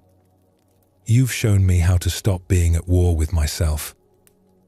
"And that," Ajo said warmly, "is one of the most important teachings in Zen Buddhism. Peace begins with how you treat yourself. Everything else flows from there." Kai set off on the road back toward his village. As he walked, he noticed the critical voice still arose sometimes. But now he had a different relationship with it. When it said harsh things, he could respond with kindness. "Thank you for trying to protect me, but that's not helpful right now." He was learning to be his own gentle teacher, his own compassionate friend. And in that gentleness, there was a peace more stable than anything he had found through trying to be perfect or forcing himself to be different. The journey home would take several days. But Kai walked with a lighter step, carrying not just the teachings he had learned, but a new kindness toward the person who had been learning them. The path east from the mountains led through farmland and small villages until Kai finally reached the market town Dogen had mentioned. It was the largest settlement he had seen since leaving his own village. The streets were crowded with merchants selling vegetables, cloth, pottery, and dried fish. People haggled over prices. Children ran between the stalls. Dogs barked.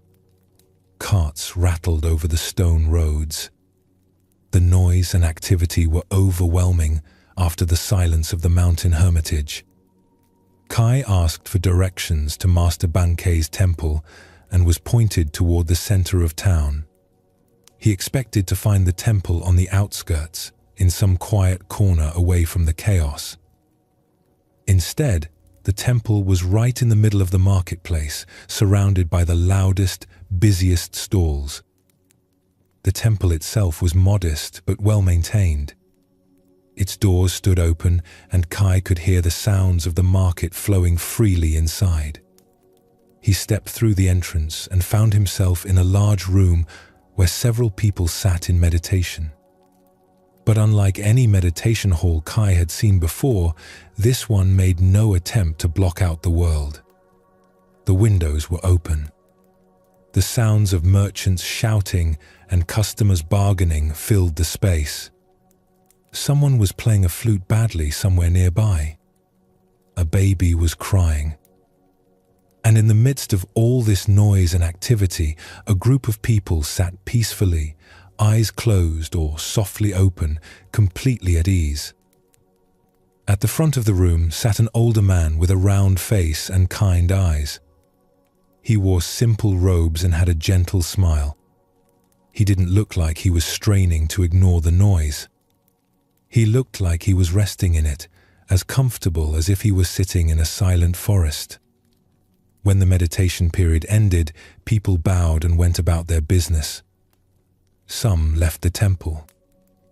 Others stayed to sweep the floors or arrange flowers. The round-faced man stood and stretched, then noticed Kai standing uncertainly by the door. "You must be Kai," the man said, walking over with a warm smile. Dogen sent word through a traveling monk. "I'm Bankei. Welcome." "Master Bankei," Kai said, bowing, "thank you for receiving me. But I have to ask, why is your temple in such a noisy place? How can anyone meditate with all this chaos?" Bankei laughed, a genuine belly laugh that made his whole body shake. "Where else should a temple be? Life is here. People are here. This is where practice needs to happen, not in some perfect silence on a remote mountain." He gestured for Kai to follow him. They walked through the temple to a small garden in the back. Even here, the sounds of the market were present, though slightly muffled. They sat on a wooden bench beneath a cherry tree that had lost most of its blossoms. "Let me guess," Bankei said. "You've been learning about presence, about letting go, about emptiness. All very useful. But now you're wondering how to apply these teachings when life is messy and loud and nothing goes the way you want it to." Kai nodded. "Yes. On the mountain with Master Dogen, Everything was so quiet and simple.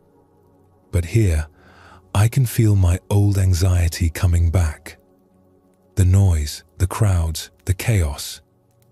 I thought I was making progress, but maybe I was just hiding in peaceful places. Good observation, Bankei said. Many people use spiritual practice as a way to escape from life. They think peace means finding the perfect conditions and staying there. But that's not peace. That's just temporary comfort that falls apart the moment conditions change. He picked up a fallen cherry blossom from the bench. Real peace is what remains when conditions are difficult. When things are not the way you want them to be. When life is loud and messy and completely out of your control. Kai felt discouraged. So I'll never find peace because I can't control life. No, Bankei said gently. You'll find peace when you stop trying to control life. When you accept what is, rather than constantly fighting for what should be. He settled back against the bench. Let me tell you about someone I knew who learned this the hard way. There was a farmer named Takeshi who lived in the countryside north of here. He was a good farmer, skilled and knowledgeable. He understood soil and seasons. He worked hard and took pride in his crops. He had a wife and 3 children, and he was determined to provide well for them. Takeshi had very specific ideas about how things should be.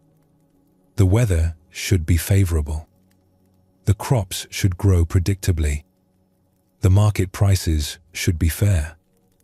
His children should be obedient. His wife should manage the household efficiently. Everything in its proper place, everything according to plan. But of course, life rarely cooperates with our plans. One year, the spring rains came too late. Takeshi's crops got off to a poor start. He worried and complained to his wife every evening about the weather. It should have rained by now, he would say. The old farmers say this is the latest spring in 30 years. This shouldn't be happening. When the rains finally came, they came too hard. Flooding damaged some of his fields. Takeshi was furious. First too dry, now too wet, he shouted at the sky. Why can't the weather just be normal? His wife tried to comfort him. At least some of the fields are fine. We'll have enough. But Takeshi couldn't accept this. Some of the fields were damaged, which meant things were not as they should be. He spent hours each day walking through the flooded areas, cursing his bad luck, resenting the weather, feeling sorry for himself. When summer came, his remaining crops grew reasonably well despite the rough start. But then insects attacked the rice. Takeshi spent his days killing bugs and complaining. This shouldn't be happening. Other years we had no insects. Why this year? It's not fair. His wife pointed out that his neighbor's fields had no insects because the neighbor had planted a different variety of rice. Maybe next year we could try that variety, she suggested. But Takeshi rejected this idea. I shouldn't have to change varieties. The variety I planted should work. It's worked before. This is wrong. Everything that didn't match his expectations, Takeshi experienced as a personal injustice. The weather shouldn't be this way. The insects shouldn't be here. His son shouldn't have scraped his knee playing. His daughter shouldn't have dropped the water bucket. His wife shouldn't have burned the rice that one time. He lived in a constant state of resistance to reality. And this resistance made him miserable. It also made him unpleasant to be around. His wife grew tired of his complaining. His children avoided him. His neighbors stopped visiting because all he did was talk about how things should be different. By the time harvest came, Takeshi had worked himself into a state of bitter exhaustion. Yes, his yield was lower than usual. But it wasn't a disaster. His family had enough to eat and some extra to sell. They would be fine. But Takeshi couldn't see this because he was too busy resenting everything that hadn't gone according to his plan. One day, a traveling monk stopped at Takeshi's farm asking for food and shelter. Takeshi's wife welcomed him and prepared a meal. During dinner, Takeshi complained as usual about the terrible year he had endured. The monk listened patiently. When Takeshi finally finished his litany of complaints, the monk asked a simple question. "Did the weather consult you before deciding when to rain?" Takeshi looked confused. "What?" "Of course not." "Did the insects ask your permission before eating your rice?" "No, that's my point. They shouldn't have." "Shouldn't have?" The monk raised his eyebrows. "Based on what?" "Your preference? Do you think the universe is obligated to arrange itself according to your wishes?" Takeshi felt defensive. "I'm just saying things should be better. It's not unreasonable to want favorable weather and healthy crops." "Wanting is not the same as demanding," the monk said. "You can prefer certain conditions without requiring them. The suffering you're experiencing isn't coming from the late rains or the insects. It's coming from your refusal to accept reality as it is. So I should just accept bad things happening?" "The things aren't bad or good," the monk replied. "They're just things. Rain comes late sometimes. Insects eat crops. This is how nature works. You're adding the judgment bad and then adding the resistance this shouldn't be. Both of those additions create your suffering." Takeshi sat quietly, disturbed by this perspective. The monk continued. "Every moment, you're in a war with reality. Reality does something and you say, 'No, that's wrong, that shouldn't happen.' Reality does something else, and again you say no. You're exhausting yourself fighting an opponent that never loses. Reality always wins, because reality is what's already happening. So I should just give up? Stop trying to make things better?" "Not at all," the monk said. "You can work with conditions as they are. You can plant different rice next year. You can adapt to late rains. You can respond skillfully to insects. But you can do all of this without the layer of resistance and resentment, without the constant complaint that things should be other than they are."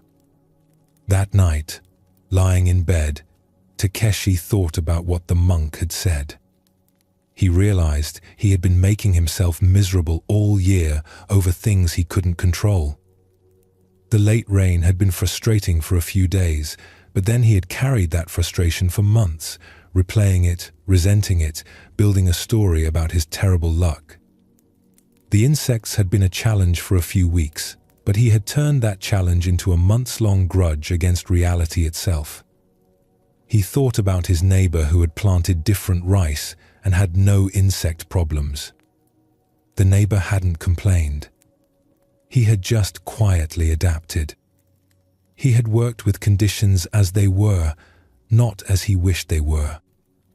The next morning, Takeshi woke up and tried something different. Instead of immediately thinking about what was wrong or what should be different, he simply noticed what was. The sun was rising. His body was healthy enough to get out of bed. His family was safe. His remaining crops were growing. Were conditions perfect? No. Were they acceptable? Yes. Throughout the day, whenever he felt the familiar resistance rising, he practiced simply acknowledging reality. The weather is dry today. That's what's happening. Not, it should rain, or this is unfair. Just, this is what is. It was hard at first. His mind was so used to fighting everything, but gradually he noticed something changing. The same conditions that had seemed unbearable became simply what was present. And when he stopped adding resistance, the conditions themselves didn't hurt as much. By the end of the harvest season, Takeshi had transformed completely. He still worked hard. He still planned and adapted. But he had stopped the exhausting battle with reality. His wife noticed the change. His children started spending time with him again. His neighbor commented that Takeshi seemed like a different person. "What happened to you?" the neighbor asked. "I stopped fighting the weather," Takeshi replied with a smile. "It turns out life is much easier when you work with what is, rather than demanding what should be." Bankei looked at Kai. Takeshi's story shows something essential about Zen Buddhism. So much of our suffering comes from resistance, from demanding that reality be different than it is. The late rains weren't suffering. Takeshi's refusal to accept them was suffering. Kai nodded slowly. He recognized this pattern in himself. How many nights had he lain awake thinking, "I shouldn't feel anxious," or "My mind shouldn't be racing," or "I should be able to sleep"? He had been at war with his own experience, demanding it be different, and that war was exhausting. "I do this with my own mind," Kai said. "I think my thoughts shouldn't be racing. My anxiety shouldn't be here. I should be peaceful. But the thoughts are here. The anxiety is here. I'm just making it worse by fighting it." "Yes," Bankei said warmly. "You're beginning to understand. The restless mind isn't the problem. The refusal to have a restless mind is the problem."